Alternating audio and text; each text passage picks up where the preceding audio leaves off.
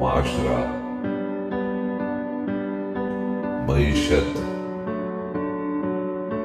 Media, مذہب اور ماں۔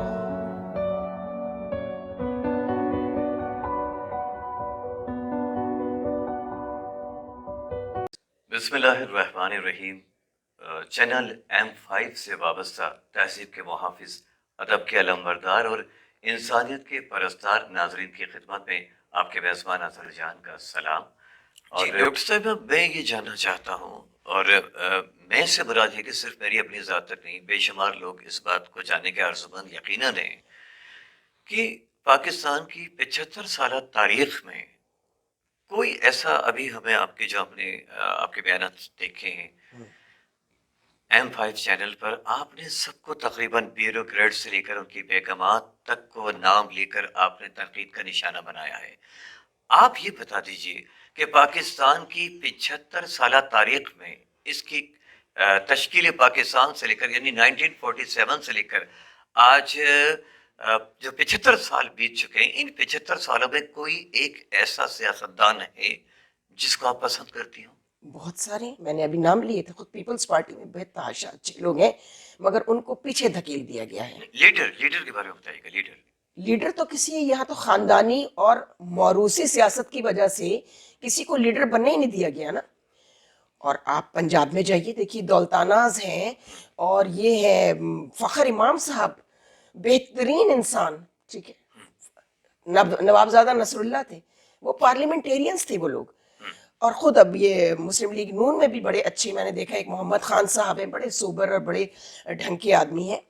دونوں پارٹیوں میں بہت اچھے سیاستدان ہیں جو کام بھی کرنا چاہتے ہیں، پڑھے لکھے بھی ہیں، انہوں نے کوئی مال شال بھی نہیں بنایا، لیکن کیا ان کو پیپلز پارٹی کی سو کال لیڈرشپ آگے آنے دے گی؟ نہیں آنے دے گی۔ اچھا یہ بتائیے گا کہ چلیں آگے آنے نہیں دیا، دوسری سیاہ پارٹیوں کا بھی یہی حال ہے۔ آپ نے دیکھیا ابھی قاف میں کیا ہو رہا ہے، ایک تو قاف، نون اور پتہ نہیں پوری الفابیٹ بن گئی۔ پہلے صرف ایک مسلم لیگ ہوتی تھی نا جی، اور ایک پیپلز پارٹی ہوتی تھی۔ بس یہاں میں ان کو اپریشیٹ کر سکتی ہوں کہ پیپلز پارٹی میں یہ نہیں ہوا کہ یہ جو ہے وہ زرداری پارٹی ہے، اور یہ جو ہے وہ قائم علی شاہ پارٹی ہے، اور یہ جو ہے وہ شازیہ مری پارٹی ہے، اور یہ سسی پلی جو پارٹی ہے، یہ نہیں ہوا کم از کم۔ جی اچھا یہ بتائیے گا کہ یہ جو ہم دوبارہ سے کم بیک کرتے ہیں آپ کی کتاب کی جانب، جی سلمیٰ کا مقدمہ، جی سلمیٰ کے اس مقدمے میں بے شمار تلخ حقائق آپ فرماتی ہیں کہ آپ نے اس کو قلم بند کیا ہے، اور بی بی صاحبہ کے حوالے سے ناراضگی کا جو ایک مرحلہ تھا وہ بھی آپ نے دیکھا۔ بی بی صاحبہ بحیثیت لیڈر آپ نے ان کو کیسا پایا؟ اس کے علاوہ میں بے نظیر کے علاوہ کسی کو لیڈر ہی نہیں سمجھتی۔ ایک عورت ہو کر اتنی سفرنگز اور اتنی سٹرگل کے ساتھ، میں سیکریفائس کا لفظ ان کے لیے کبھی استعمال نہیں کرتی، کیونکہ کوئی قربانی نہیں ہے ان کی، لیکن جو ان کی سفرنگز اور سٹرگل ہے وہ ان کے والد کے حصے میں نہیں آئی۔ بھٹو صاحب نے کوئی سٹرگل نہیں کی تھی، ان کو رشتے نہیں توڑے تھے، ان کے کسی نے اللہ کی طرف سے قتل ہوئے جو بھی، اس لڑکی نے قتل دیکھا ہے اپنے دو بھائیوں کا، اس لڑکی نے اپنے باپ کی پھانسی دیکھی ہے، اس لڑکی نے اور اس عمر میں جیل کاٹی ہے اور نظر بند رہی ہیں لاڑکانہ میں وہ، تو وہ حقیقی جو ریئل سفرنگز ہیں وہ صرف بے نظیر کی ہیں۔ ہاں ان کی پارٹی کے کچھ لوگ تھے جنہوں نے کوڑے بھی کھائے تھے ضیاء الحق کے دور میں، پرویز رشید صاحب بھی ہیں اور بہت سارے ان کے کارکن جو تھے، لیکن اللہ نے اللہ چونکہ عادل ہے نا، عدل کرتا ہے وہ، تو انہوں نے کمپنسیٹ کر دیا، بی بی کو 2 مرتبہ پرائم منسٹر بنا دیا۔ تو اس پر اللہ کا شکر کیا ہونا چاہیے تھا کہ آپ اللہ کی مخلوق کے ساتھ یہ سب کچھ کریں جو ان کے حکومتوں میں ہوا۔ لیڈر تو بہت اچھی تھی لیکن حاکم اچھی نہیں تھی، سوری۔ ڈاکٹر صاحب یہ بھی فرمائیے گا کہ آپ نے کہا کہ بے نظیر صاحبہ کے علاوہ آپ کسی کو لیڈر تسلیم نہیں کرتی ہیں، لیڈر تسلیم نہیں، آپ کی اپنی پرسنل لائف کے حوالے سے میں یہ جاننا چاہوں گا کہ کراچی میں، پاکستان میں آپ پلی بڑھی ہیں، آپ کے والد صاحب ماشاء اللہ ریڈیو پاکستان سے وابستہ ہو کر انہوں نے ملک کی بڑی خدمت کی ہے۔ रेडियो पाकिस्तान का स्पैन ऑफ टाइम उनका बहुत थोड़ा सा है. He was with ministry of defence and then he is founder of export promotion bureau, जिसे अब टेडैब बना दिया गया है. और ये जो आप पुरानी नुमाइश देखते हैं, नाम पड़ गया है. फर्स्ट एग्जीबिशन अयूब खान के दौर में, जब वो कैपिटल इस्लामाबाद लेकर गए थे, तो उन्होंने कहा मैं नहीं जाऊंगा, मेरी बच्चियां बहुत छोटी हैं, एक तो बॉर्न बेबी है, तो मुझे यहीं रहने दे. तो उन्होंने पूछा था तुम क्या करोगे, तो उन्होंने फिर ये प्रपोजल दिया कि हमारी बहुत सारी एक्सपोर्ट्स गुड्स जो है वो ज़ाया हो जाती हैं, इनसे हम फॉरेन रेमिटेंस कमा सकते हैं.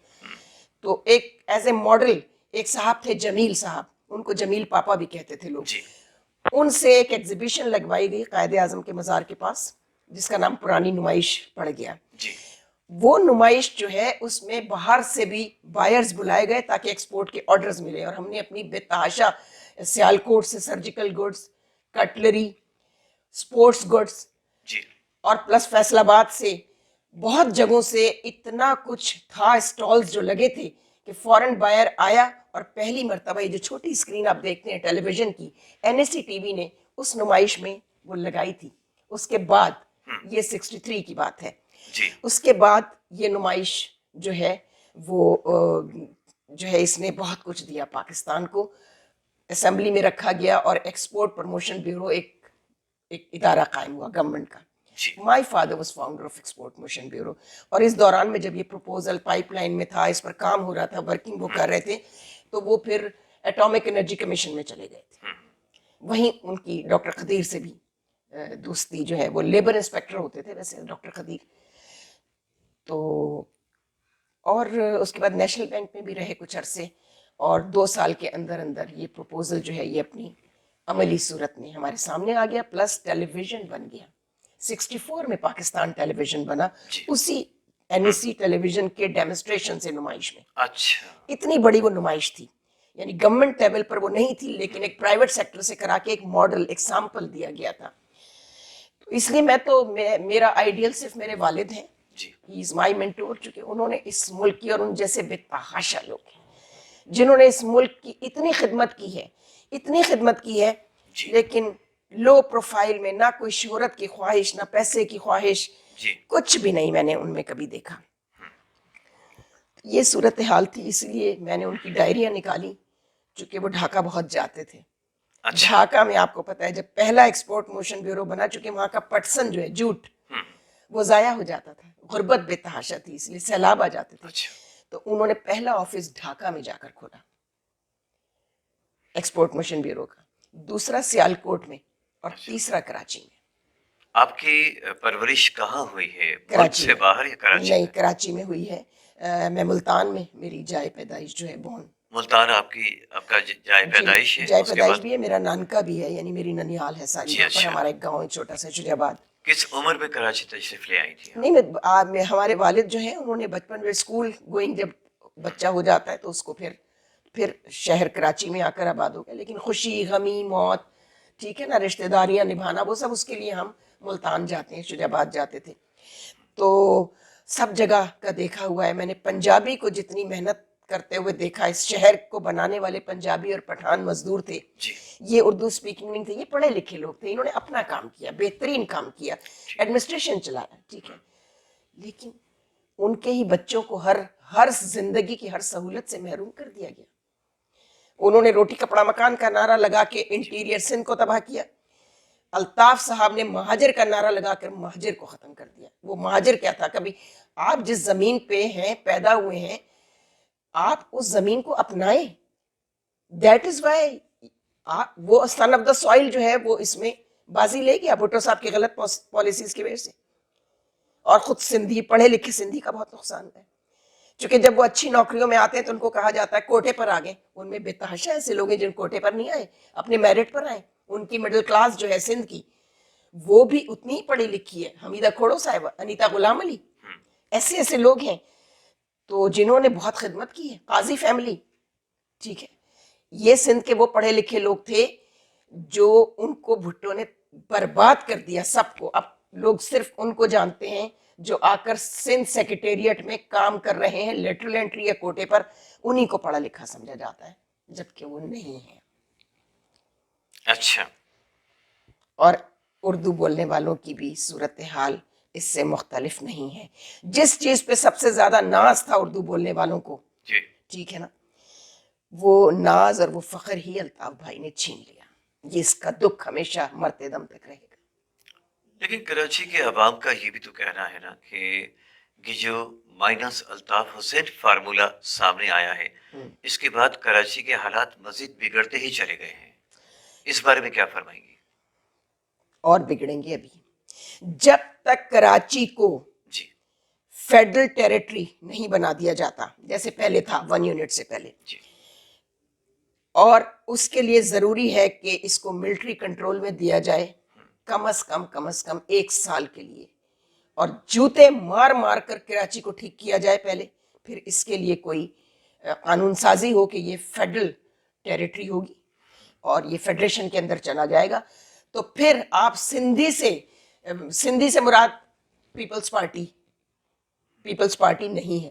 ایکچوئل حقیقی سندھی سے ہمیں کوئی شکایت نہیں ہے, وہ اتنی محب وطن ہے جتنا پاکستان میں کوئی دوسرا کلیمنٹ ہے کہ جی ہم ہیں.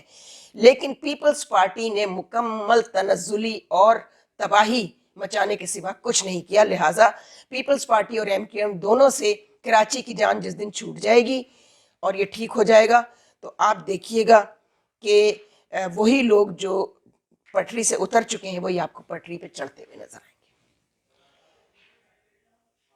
بہت عجیب بات ہے یہ. آپ کو عجیب لگ رہی ہے لیکن یہی تو حقیقت ہے. اس میں آپ سلمہ کا مقدمہ گھر میں لے جا کے پڑھیے گا. میں نے آج سے 25 سال پہلے 96 میں یہ آ گئی تھی کتاب اینڈ میں, اور 97 میں محترمہ کی گورنمنٹ گئی ہے. تو میں نے اس وقت پریڈکشن کی تھی کہ کراچی کس طرف جا رہا ہے, اس کی اکانومی تباہ ہونے جا رہی ہے, اور میں نے کہا تھا کہ اب یہاں سندھی اردو پنجابی پٹھان کی جنگ نہیں ہوگی, افغانی نہیں آئے تھے اس وقت تک, جی اب یہاں ہیوز اور ہیوز ناٹ کی جنگ ہوگی, اور وہ شروع ہو گیا. یہ اسٹریٹ کرائم کیا ہے؟ ایک موبائل چھین کر اگر نہیں ایک آدمی دے رہا ہے تو اس کو قتل کر دیا جائے, اس کو مار فائرنگ کر کے اسے مار, ایک موبائل کے لیے جو مشکل سے 2000 کا 3000 کا بک جائے گا, چاہے وہ 25,000 کا موبائل کیوں نہ ہو, صرف اس لیے کہ ہماری 3 دن کی روٹی چل جائے گھر میں. یہ پڑھے لکھے بچے, یہ نوجوان, یہ چھوٹے چھوٹے اماؤنٹ کے لیے. اور یہ بات مجھے اس وقت, میں بیسیکلی ٹیکسٹائل ڈیزائنر ہوں, تو میں اس وقت جب مجھے بے نظیر صاحبہ نے ڈسمس کیا تھا جنوری 95 میں, تو میں نے سوچا کچھ کام کیا جائے. تو میں نے ایک چھوٹا سا پرنٹنگ وہ یونٹ لگا لیا. تو میرے پاس جو کاریگر آتا تھا بنارس ٹاؤن سے, بہاریز تھے وہ, اس نے کہا تھا, وہ فوج میں رہا ہوا تھا, بنگال سے آئے تھے وہ لوگ, تو وہ کاریگر کہتا تھا باجی ادھر بڑا پیسہ ہے ڈیفینس اور کلفٹن میں, اور ہمارے گھر میں ہمارے بچوں کی بنیادی ضرورت بھی پوری نہیں ہوتی, آپ دیکھ لیجیے گا ہم ان کو ماریں گے اور ہم ان سے یہ چھین لیں گے.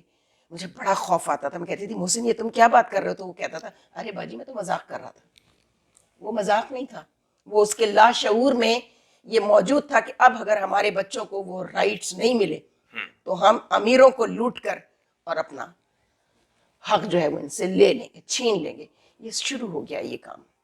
ناظرین یہاں لیتے ہیں ایک چھوٹا سا بریک, اور چینل M5 سے آپ پروگرام دیکھ رہے ہیں. ہم بھی پوچھیں گے, بریک کے بعد حاضر خدمت ہوں گے اور یہیں سے اپنی گفتگو کا سلسلہ آگے بڑھائیں گے.